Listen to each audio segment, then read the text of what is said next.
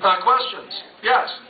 Are you saying basically, well, I mean, it's very interesting, but suggesting, to me, it sounds like the environmental groups are taking the role, the equivalent of the pharmaceutical industry in perpetuating myths to their own advantage. Is that?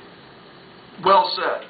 Yes, she said that the environmental movement has basically used the issue of global warming to propel their own agenda in promulgating myths.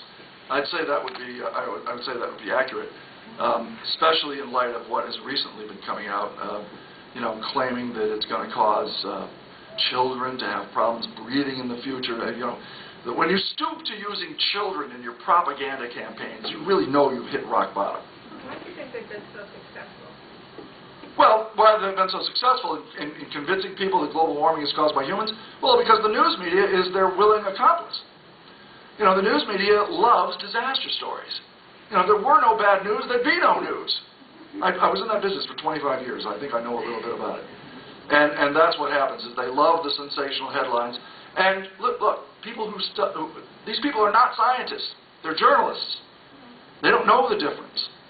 They don't have a scientific look at the world. They look at it as stories. But as a journalist, these are the investigating people that are supposed to investigate. There's not as many of them left. The age of the investigative reporter has largely died out because of the earth-shaking plate tectonic shift that has gone on in the information age. When the internet became the internet, you didn't have to watch TV anymore to get the news or the weather or anything else. So what's happened is that the stations don't make as much money as they used to. They're shrinking.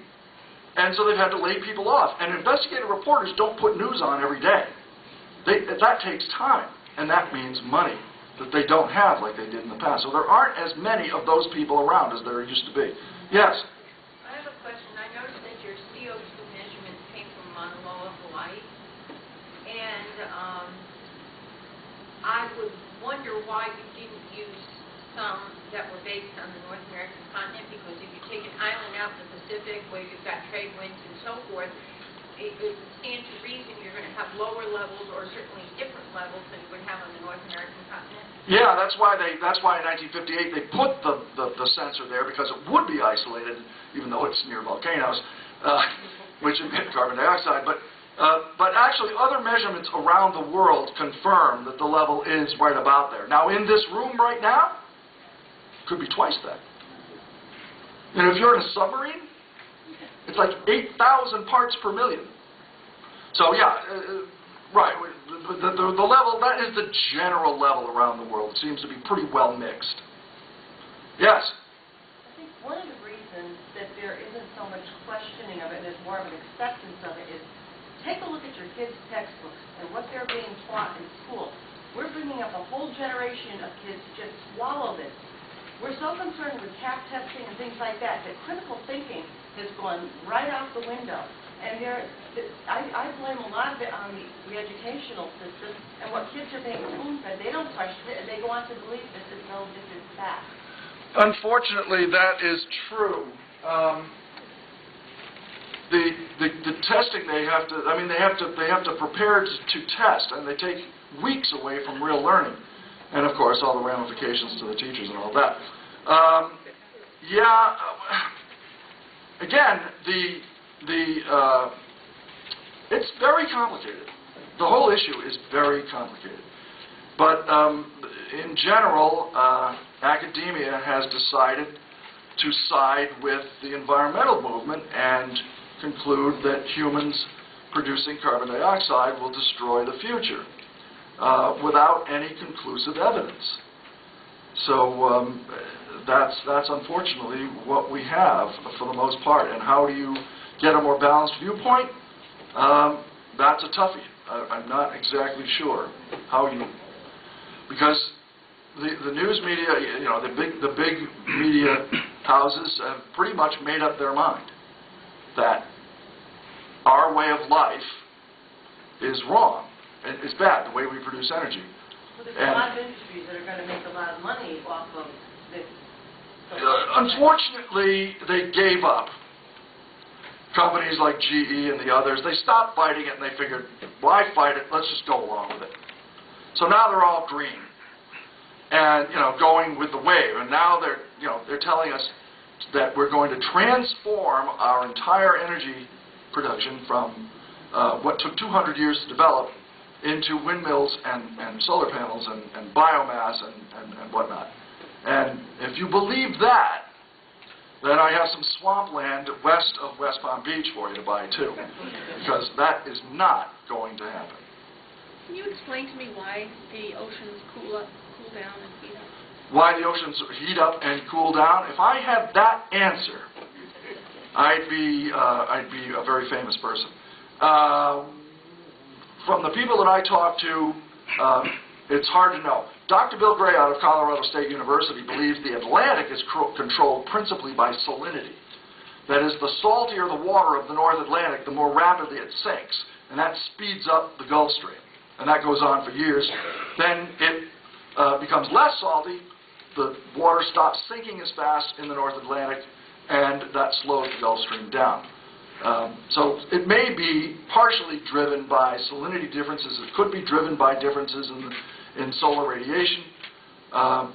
That's a big question. Like, we don't even know what causes the short-term El Niños and La Niñas, much less the 25 to 30-year cycles. We're still learning about all that. When you showed the data from the early years, like a couple thousand years ago, how were they able to measure the temperature back then? Well, again, these are proxies. Using oxygen isotopes primarily, but there are other isotopes you can use to measure temperature. There are many, many other ways to recreate the temperature of the past. If you read that book by Fred Singer, Unstoppable Global Warming, Every 1,500 Years, he has a lot of good information there on all the different proxies that have been constructed. Yeah, you wouldn't want to rely on just one reconstruction. You would want to see a number of reconstructions from a number of different methods that corroborated, the one you're looking at initially. That is, you want to see the proxies reconstruct roughly the same temperature profile back 1,000, 2,000, 3,000 years over and over and over again. That's what you would want to see if you want to have some faith in those proxies. Yes? Now, wasn't it around last June or July that internal memos were exposed from the University of East Anglia about how they employed the fudge factor in their climate data? Right. The ClimateGate emails, which were largely ignored by the United States media because it didn't fit their story. These organizations have a direction, and the direction is that global warming is caused by humans and is going to destroy the future. The emails revealed that a few of the leading climate scientists in the world were actively working to manipulate data. There's none. I have in my longer version, I have a lot of that information in there where temperatures have been adjusted. They have been manipulated to show a greater warming trend more recently than in the past. And also, some of them were actively working to keep skeptics out of peer-reviewed journals because they didn't want to hear it. See, what's happened is last year the federal government spent $8.7 billion on global warming research. 7.5% of NASA's budget at the Goddard Institute for Space Studies was to study global warming.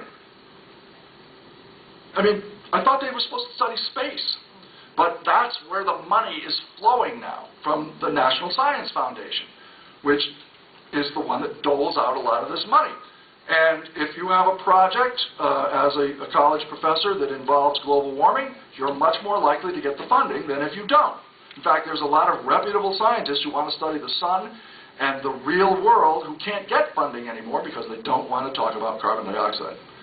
So, in a sense, academia in this country and government agencies are addicted to government money to fund global warming research. And if somebody like me or others, the many, many others who question this, well, then we become a threat. Well, thank you all very much. If you have anything to say further, I'm going to be cleaning up here. Feel free to come up and say hi. Thank you all.